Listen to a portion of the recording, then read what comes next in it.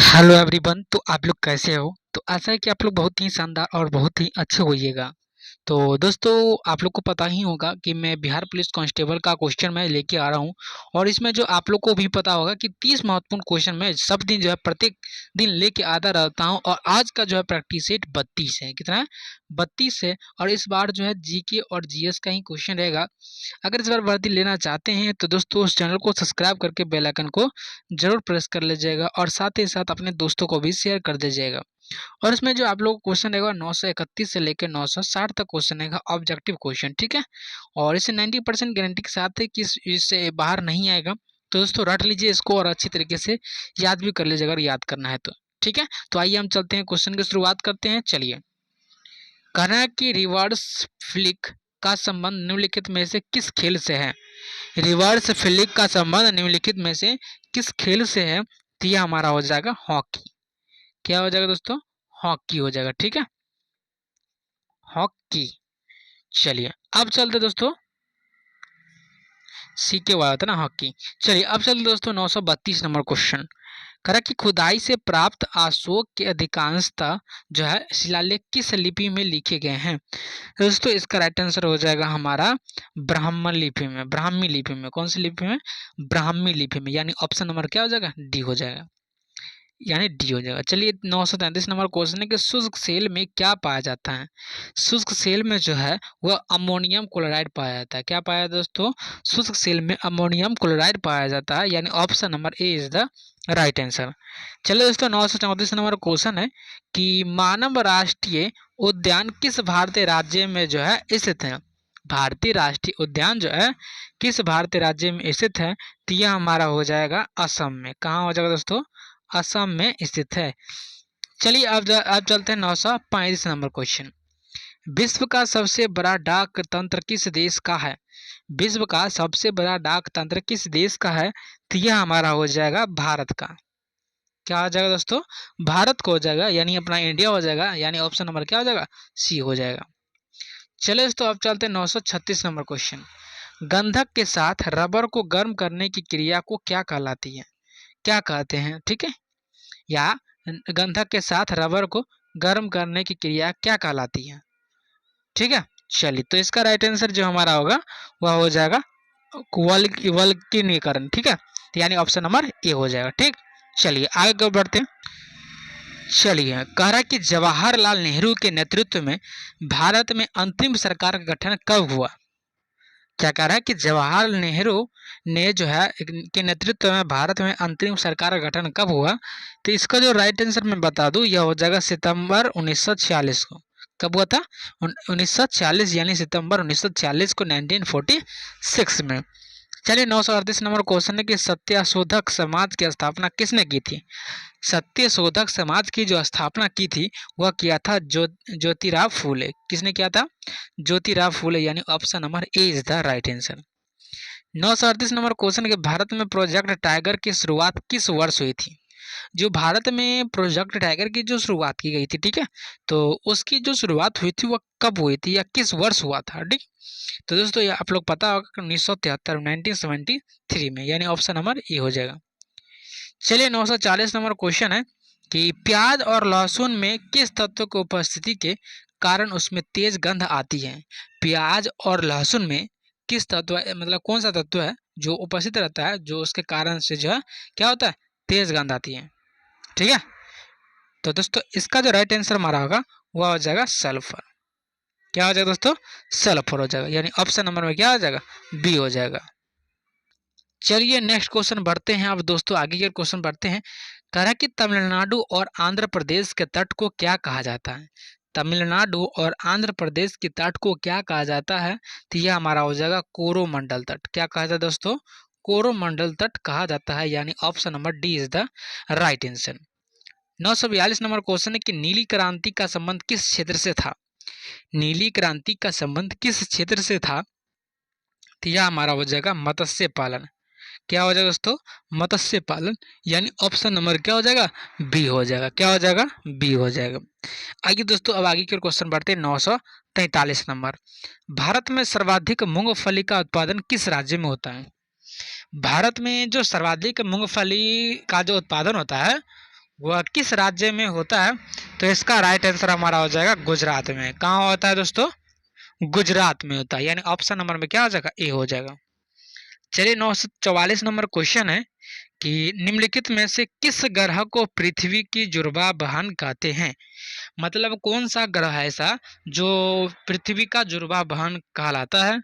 तो दोस्तों इसका राइट आंसर बता दूं, यह हो जाएगा शुक्र हो जाएगा। क्या हो जाएगा दोस्तों?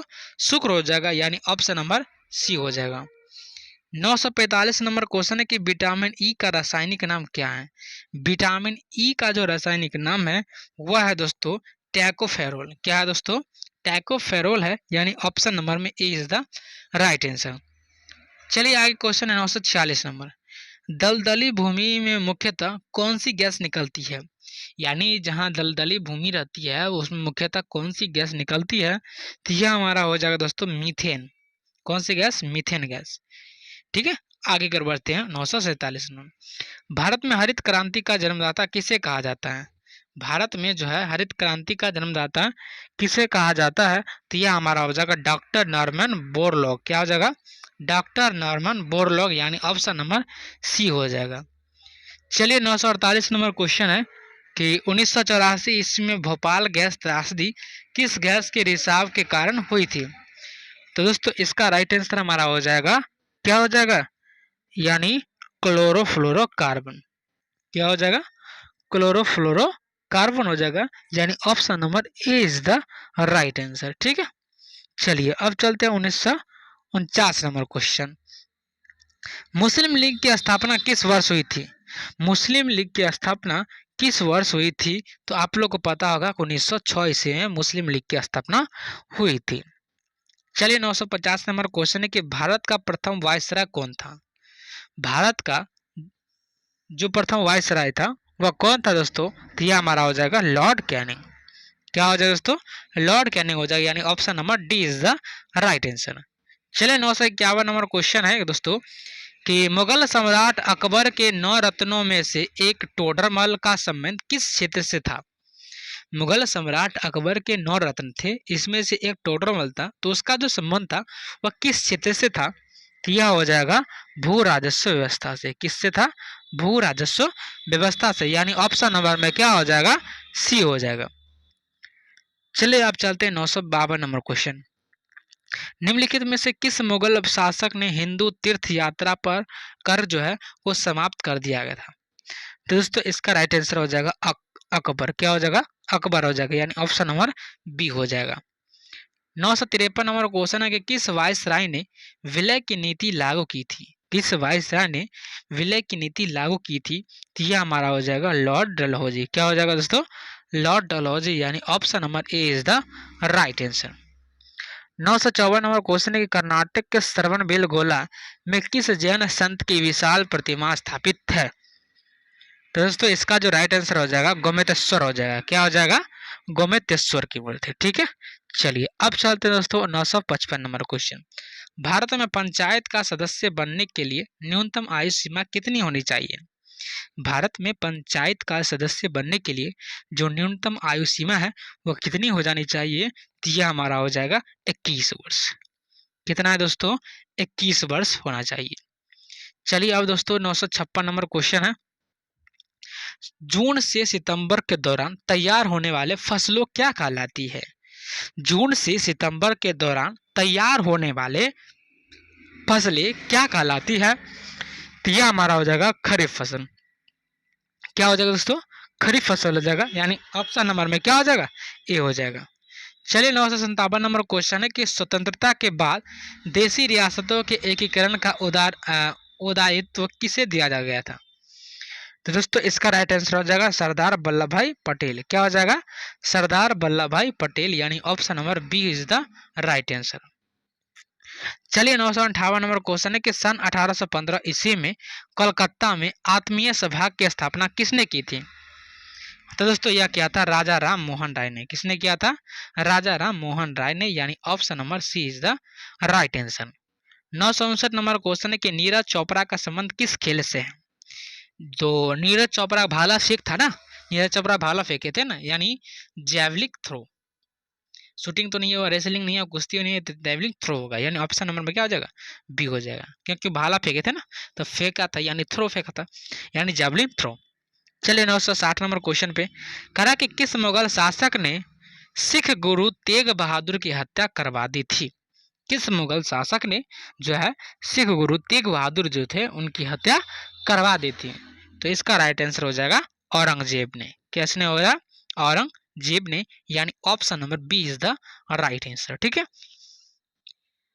तो चलिए दोस्तों, आज का वीडियो कैसा लगा तो कमेंट सेक्शन में जरूर बताइएगा। और दोस्तों अगर सच में पढ़ना चाहते हैं और मम्मी पापा का नाम रोशन करना चाहते हैं तो दोस्तों मेरा वीडियो को, चैनल को सब्सक्राइब करके बेल आइकन को जरूर प्रेस कर लीजिएगा। और आपको जरूर ये शुभकामनाएं जो है आप लोग को गगन चूमेगी। और दोस्तों आप लोग जल्द ही जो है आप लोग जॉब निकाल पाइएगा, ये मेरा आशीर्वाद है। और मम्मी पापा का आप लोग का आशीर्वाद हो तो आप लोग बहुत आगे बढ़ पाइएगा। दोस्तों अपने मम्मी पापा का नाम रोशन कीजिए।